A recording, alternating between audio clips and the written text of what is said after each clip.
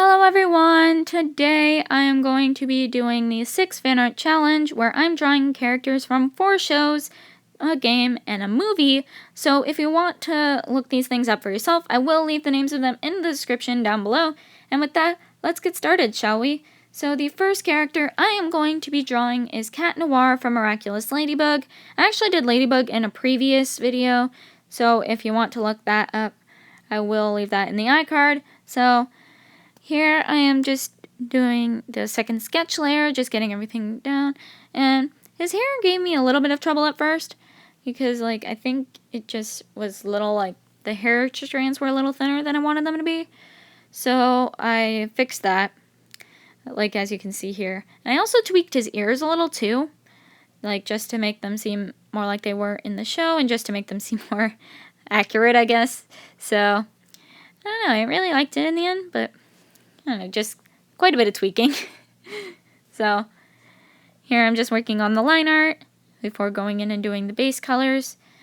And I think I made his eyes slightly smaller than they were in the show, but they still look really nice, so no need to complain there. But I kept his eye details the same, because his eyes are just so cool, I don't know, it's like the cat eyes, thing, and the green, just the whites of his eyes being green, they were just really cool. So with the background in place and his name there, Cat Noir is done. And now I am working on Hanako-kun from Jibaku Shounen Hanako-kun. And I actually did the protagonist of that anime, Yashiro Nene, in a previous video, so I will leave that in the iCard as well.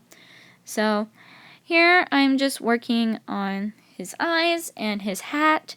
I changed that smile later, but I don't know, it's still a smile on his face. And I actually had to tweak his hat quite a bit, because, I don't know, I don't draw hats on characters a lot. I do it a bit, but it's I don't know, it's something about his hat, gave me a hard time for some reason. For a little bit, but, oh well, got there in the end. So, I don't know, something about Hanako, it was just really fun. Maybe it was I was working with the Hakushodai, I think that's how you say it, as well. Or, I don't know what it is about this one. It's just made it really fun to do. So here I'm just working on the second sketch layer, just making sure that I have everything I want in place, and also I'm putting that background thing in place just to be sure that I had the seal. And I actually changed the line art for that seal after this, because for those of you who watch the show, his seal is actually written in red, so I had to go back and change that, but it was just a small fix, it's fine. So here I'm just working on the base colors, and I kept his eye details the same too, because, his eyes are so cool. What is it with shows and making these characters have such cool designs? I'm not complaining or anything, but, they're just so cool. So, here I'm just working on the details for the Hakushodai before going in and doing the shading. And the shading is just rather simple, just what I usually do. And I also did shading for the Hakushodai too. And I also fiddled with it a bit, just to be sure that that was what I liked. Put in the background. And with that, Hanako-kun is done, and now I'm working on Susie from Deltarune. Now, Deltarune is this sort of sequel to Undertale. Now, Deltarune is basically about this kid, Chris, and he meets Susie, and they both play this little game together to sort of sort out their feelings. And it's actually kind of cool with the themes of Deltarune and Undertale, because in Undertale, all of your choices matter for everything. But with Deltarune is none of your choices matter, and it's actually really cool with the themes. So here I'm just moving on to the second sketch layer and the line art, just to make sure that everything's in place before coloring everything in. And with coloring everything in with Susie, it's she has a lot of pinks, purples, and blacks, but everything is dark for her. So I had to try to make everything look different, but somehow make everything look dark at the same time. So, here you could just see me erasing things, just to try to be sure that that was the color I wanted, before going in with the highlights and the shading. Now, her shading actually was quite easy. With Susie, everything was actually pretty easy, surprisingly. So, after choosing a light background and writing her name, Susie is done, and now I'm moving on to Danny Phantom from, Danny Phantom. Now, Danny Phantom is about this kid, Danny, whose parents are Ghostbusters. His parents built this portal to the ghost world. They couldn't figure out how to make it work, left, and Danny turned it on, and basically it turned into a half ghost, and now he fights other ghosts. So, here you can just see me tweaking with his hair, and his hair actually gave me quite a bit of difficulty, because I think it was partially because of, like, the cartoony style, and trying to take it into my style, and it's like, what parts of the hair do I want to keep? What parts do I want to get rid of? How do I find a middle ground here? Like, how do I make it look slightly different while still having it look like the same character? So, like, here, just still tweaking with it. I think it was partially because of that, like, little, like, that big hair chunk in the front as well. So, I fixed the back and the front to try to make it seem right. So, I mean, it turned out really well in the end. It's just I had to go really far to get there. But that's alright. All's well that ends well, right? So, here I'm just fixing everything a little bit before going on to the second sketch layer, just making sure I like everything.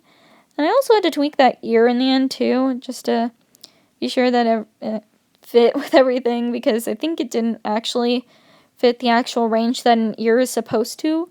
Like, I'm pretty sure an ear is supposed to, like, go from the bottom of the nose to the top of the eye.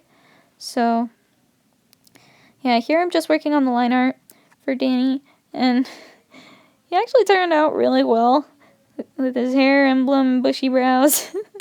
So, here I'm just working on the colors, and I'm pretty sure his hair is actually supposed to be white, but I wanted to give him highlights, and for that I would need white, so I just gave him this, like, grayish off-white. And now I'm just going into the shading, and here, like, the shading was quite smoothly, like, actually, like, everything with that was just really easy, but that was at the end, so I had to go through all the tough stuff first. But after getting rid of all the white lines surrounding Danny, writing his name, Danny Phantom is done, and now I am moving on to Howl from Howl's Moving Castle.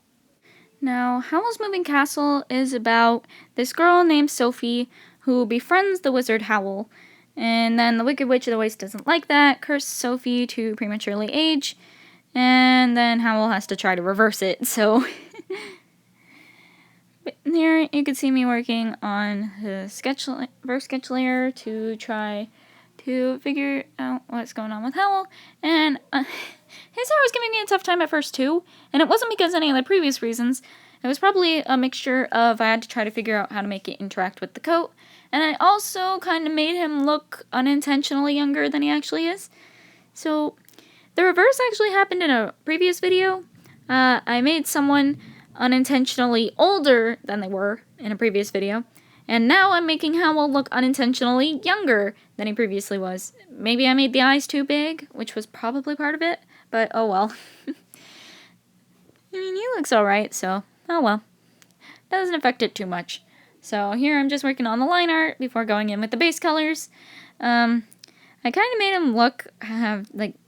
him have too orangey of hair at first, so I had to change that.